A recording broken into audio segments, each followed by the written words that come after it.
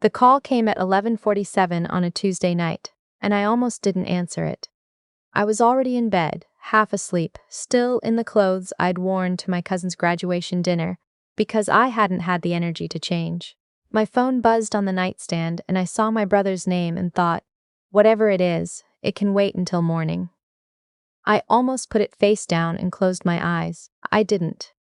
And that decision, that one small half-conscious decision, is the reason everything that happened next happened the way it did. She changed the will, he said, before I even finished saying hello. His voice was flat, not upset, not angry. Just flat, the way people sound when they've already processed something and moved through the other side into a kind of numb disbelief. She changed it 2 weeks ago. I found the paperwork tonight going through the filing cabinet. You need to know. I sat up.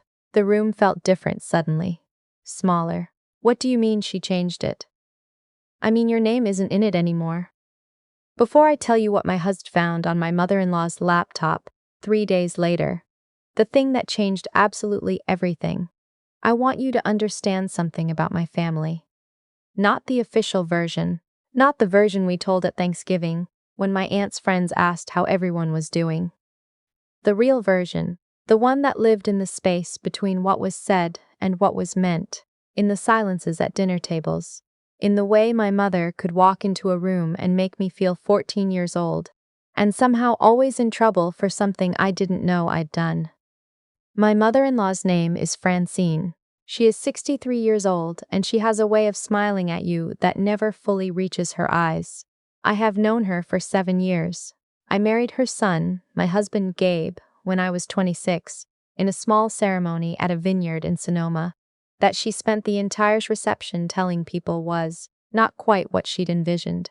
She has never once called me by a nickname. She calls me by my full name, always, with a particular emphasis that makes it sound like a correction. Gabe has a younger sister. Her name is Noelle. Noelle is 28, 3 years younger than me, and she has the particular gift of appearing fragile at exactly the moment it benefits her most. She cries at the right times. She laughs at the right times. She knows instinctively when to grip her mother's arm and lean in close, when to look up with those wide eyes and say, "Mom, you're so right," and when to go quiet in a way that makes the people around her feel protective without understanding why. I am not saying Noelle is unintelligent. I am saying the opposite. She is the smartest person in most rooms she walks into, and she has chosen to spend that intelligence almost entirely on managing perceptions. The will was my grandmother-in-law's. Francine's mother, a woman named Harriet, who had been a schoolteacher in Modesto for 31 years, and had, with extraordinary discipline, saved enough over her lifetime to leave something meaningful behind. She died 8 months ago, quietly, in her sleep, at 86, in the house she'd lived in for 50 years. It was the kind of death people call a good death, and I think she would have agreed. She was not a woman who made things dramatic when they didn't need to be. Harriet's will had been written 7 years ago, before Gabe and I married, and it had left everything divided equally between her grandchildren. Gabe, Noelle, and 2 cousins on the other side of the family who lived in Portland. When we got married, Harriet had updated it. I remember Gabe telling me, a little embarrassed, like he wasn't sure how I'd take it. She'd included me. A specific line, specific language, naming me alongside Gabe as a unit. Not a huge sum, but enough to matter, enough to mean something. I had thought about Harriet a lot in the 8 months since she died, about the way she'd pressed both my hands between hers at our rehearsal dinner, and told me she was glad I was joining the family. About how she'd called me on my birthday the first 2 years running and left voicemails. Actual voicemails, full sentences, a little formal, absolutely sincere. I had saved them. I still have them. When my brother-in-law, Gabe's older cousin actually, but we all called him that, called and told me my name was no longer in the will, my first thought was that there must be a mistake. A clerical error. Something that would sort itself out with a phone call. My second thought, the one that arrived about 30 seconds later and settled in my chest like something cold and dense, was, Noelle. I didn't say it out loud. I didn't say anything. I just sat there in the dark bedroom with my phone pressed against my ear and thought about the way Noelle had been behaving around her mother for the past 3 months. The long lunches I'd heard about secondhand. The weekend trip to Santa Barbara, just the two of them. That Francine mentioned with a particular kind of careful casualness. The way you mention something you want noticed but don't want to appear to be pointing at. The way Noelle had started showing up at Francine's house on Sunday evenings with food she'd cooked herself. Which was notable because I had, in 7 years, never once seen Noelle cook anything that required more than a microwave. I want to be honest about what I felt that night. I want to resist the urge to say I was only sad or only confused because that would not be true. I was angry. I was genuinely, bone-deep angry in a way that took me by surprise. Because I had told myself for 7 years that I didn't care what Francine thought of me, that her opinions of me were her own problem, that I had Gabe and that was enough. Turns out, there is a difference between not caring what someone thinks of you and not caring when they act against you. I had confused those two things for a long time. I told Gabe when he got home from the gym at 12:30. I was still in my work clothes, sitting at the kitchen table, with a glass of water I hadn't touched. He came in smelling like the locker room and saw my face and stopped in the doorway. "What happened?" I told him. I watched his face move through the same sequence mine had. Confusion, recalibration, then something harder settling in behind his eyes. He said, "Okay, let me think." That is one of the things I love most about Gabe. He doesn't react. He thinks. 7 years of watching him not react, when every instinct in my own body is screaming, and I am still grateful for it every single time. What neither of us knew that night, sitting at the kitchen table at 12:30 in the morning trying to stay calm, was that the will wasn't even the worst part. The worst part came 3 days later. Gabe works from home on Fridays. He was in the kitchen putting together a grocery list when he got a text from Francine, asking if she'd left her laptop charger at our house the last time she visited. She had, in fact, left her laptop, not just the charger, but the whole device, sitting on the shelf in our guest room. She'd forgotten it 3 weeks earlier and kept saying she'd come get it, and kept not coming. Gabe went to get it. He wasn't looking for anything. That is what I need you to understand. He was not snooping, not suspicious, not on some kind of investigation. He picked it up off the shelf, and the screen woke up because the battery was still somehow alive, and he saw the email that was open on the screen, because it was right there, impossible to miss. He read it. He came back to the kitchen and stood in the doorway and said, "Come here, you need to see this." Francine's laptop was open to a draft email, unsent, sitting in the drafts folder, addressed to Harriet's attorney. It was dated 6 weeks ago, 2 weeks before the will was changed. The subject line was "Concerns regarding Gabe's wife." I read it standing up, one hand on the kitchen counter, and I had the strange sensation of watching my own body from slightly outside it. The email was 3 paragraphs long. It described, in careful and precise language, a series of things I had allegedly done, that I had taken money from Harriet's personal checking account on 2 separate occasions during her final months. Specific dates, specific amounts.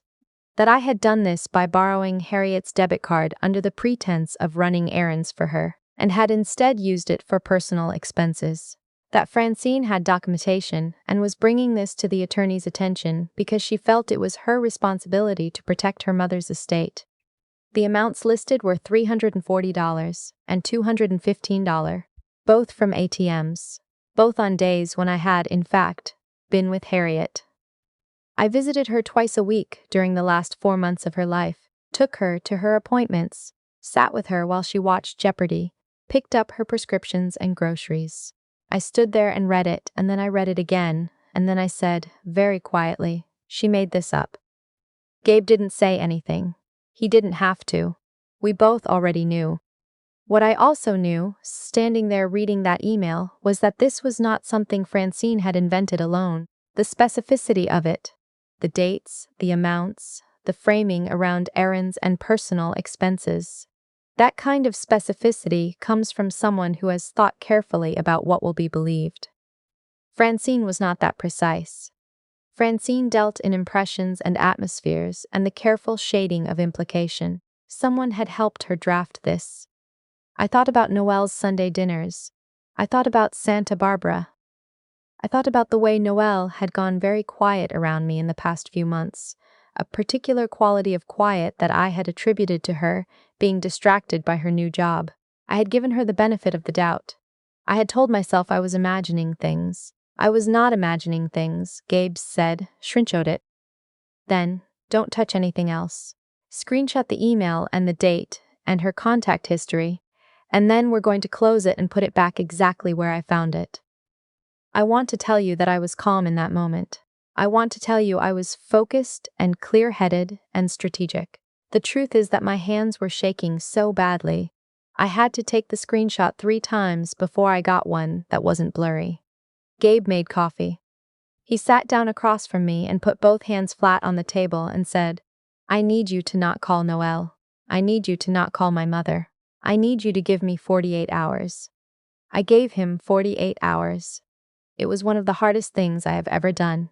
Here is what Gabe did in those 48 hours. He called Harriet's bank directly.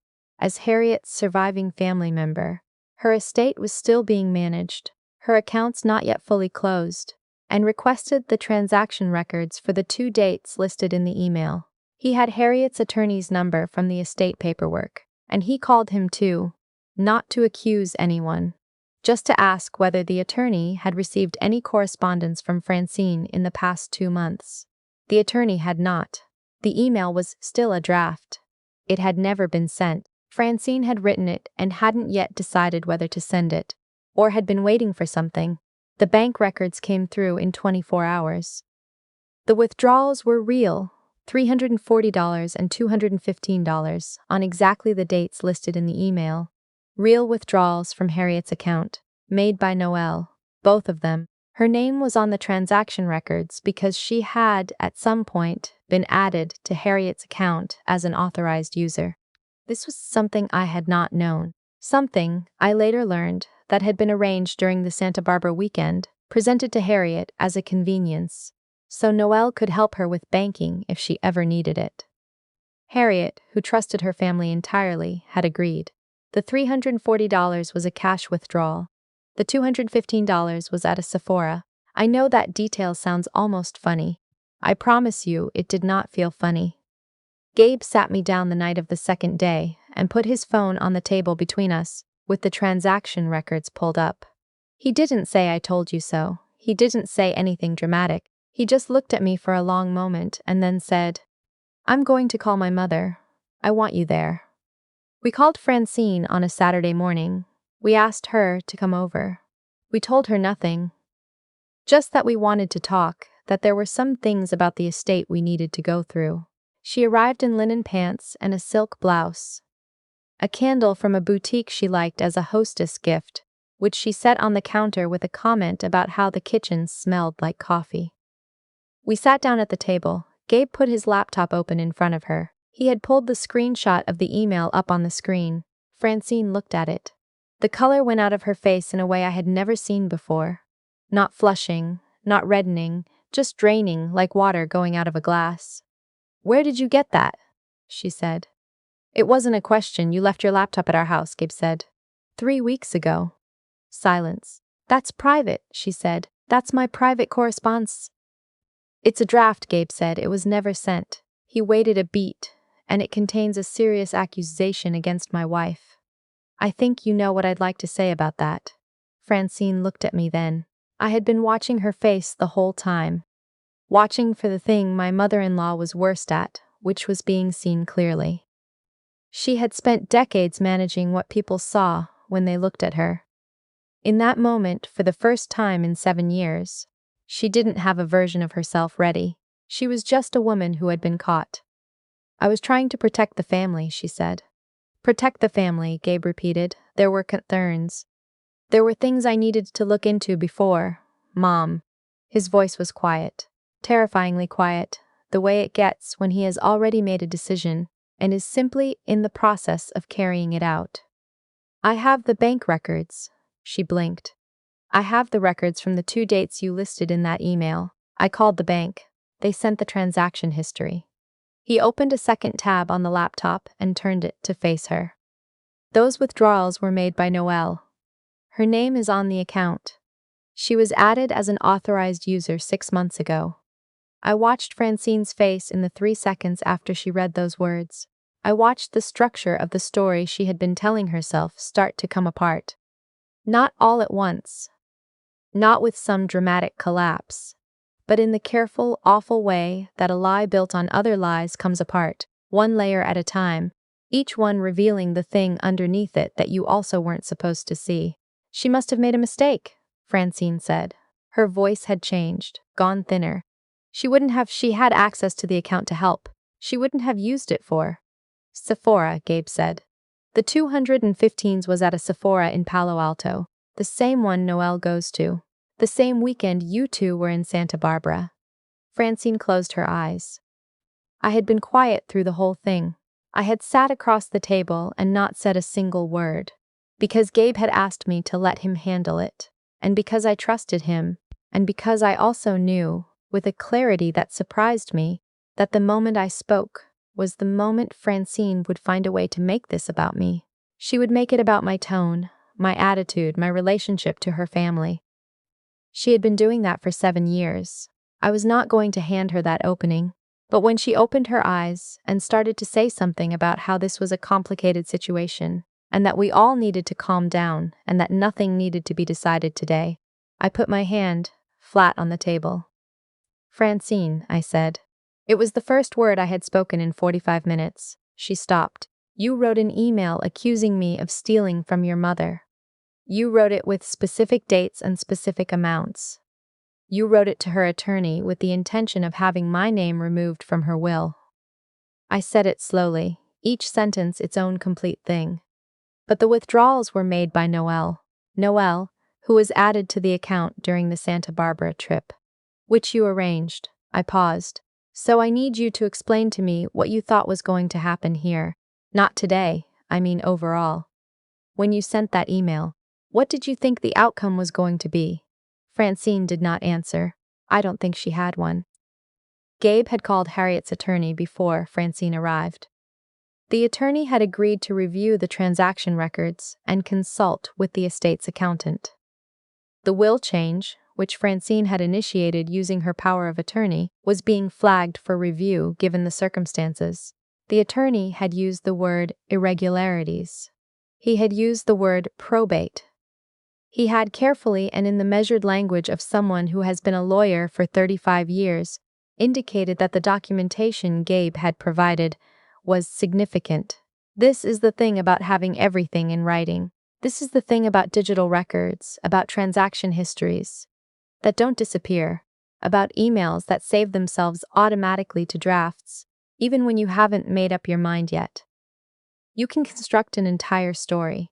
You can spend months building it, sentence by sentence, implication by implication. But the data doesn't move with the story. The data just sits there, factual and indifferent, waiting. Gabe asked Francine to leave. Not loudly. Not in the way that I know some part of her was hoping for. A big scene, tears, raised voices, something she could report to her sisters later as her son losing control. He just said, I need you to go home. We'll talk again when we've both had time. And then he stood up and held the door open and waited. Noelle called me at 4 that afternoon. I didn't answer. She texted 3 times. The first 2 were variations of we need to talk. The third one said, I know you're angry, but I can explain. I did not reply to any of them. I want to tell you what happened next clearly, because I know how these stories can go. The reconciliation, the tearful family meeting, the hug at a holiday dinner where everybody agrees to move past it. I am not going to tell you that story, because that is not what happened. What happened was, Harriet's attorney opened a formal review of the estate. The transaction records were submitted as part of that review. Noelle's access to the account and the unauthorized personal withdrawals were documented. Francine's draft email and the timeline of the will change relative to when that email was written were also part of the record. The attorney's assessment was direct. There had been an improper attempt to influence the distribution of the estate based on fabricated evidence. The will was restored. My name went back in. Noelle was required to repay the withdrawals to the estate before final distribution, which she did, not because she wanted to, but because the alternative was significantly worse. Francine has not called me since that Saturday morning. She has called Gabe twice, both times to say that she felt she had been treated unfairly, that the whole situation had been blown out of proportion, that she had only been trying to look out for her children. Gabe listened both times. He told her he loved her. He told her that trust takes a long time to rebuild, and that he hoped they could work toward that eventually, and then he said goodbye. I thought I would feel more triumphant. I thought when the will was restored, when the records were clear, when the thing that had been built against me was taken apart piece by piece, I thought I would feel the way you feel at the end of a movie. That clean, bright feeling of justice landing exactly where it was supposed to. What I actually felt was tired. The particular exhaustion that comes from having to spend years maintaining your dignity around someone who is actively trying to strip it from you, and then suddenly not having to anymore. It is not a joyful tired, it is just a release. Like putting down something heavy that you'd almost forgotten you were carrying. The Monday after everything was resolved, Gabe came home with Thai food, and we ate it on the couch and watched a documentary about migratory birds, and didn't talk about any of it. At some point, I put my head on his shoulder, and he didn't say anything, just reached over and held my hand. Here is what I know now that I didn't know 7 years ago, or even 6 months ago. You can be the most reasonable person in every room, and it won't protect you. You can be patient and diplomatic and give the benefit of the doubt again and again, and it won't protect you. What protects you is documentation. What protects you is a partner who chooses you. Not loudly, not publicly, but in the quiet, specific moments when choosing you costs something. What protects you is understanding, finally, that someone's refusal to see you clearly is not a reflection of who you are. Harriet saw me clearly. She put my name in her will because she wanted to, not because anyone asked her to, not as a gesture, but because she had made a judgment over 7 years, and that was her judgment. I think about that a lot. The people who are paying attention, the ones who watch how you treat a waitress, how you talk about people who aren't in the room, how you show up on ordinary Tuesdays when there is nothing to gain from it. They notice, they remember, and sometimes, even after they're gone, what they knew about you is the thing that protects you. I accepted the inheritance last month. The check arrived in a plain envelope from the attorney's office, just a standard disbursement letter, and a check made out to both our names. I sat with it for a while before I deposited it. I thought about Harriet's voicemails, the ones I still have. The way she said my name, warmly, no particular emphasis, just like I was someone she was glad to know. Some people see you exactly as you are. That is not a small thing, that is everything.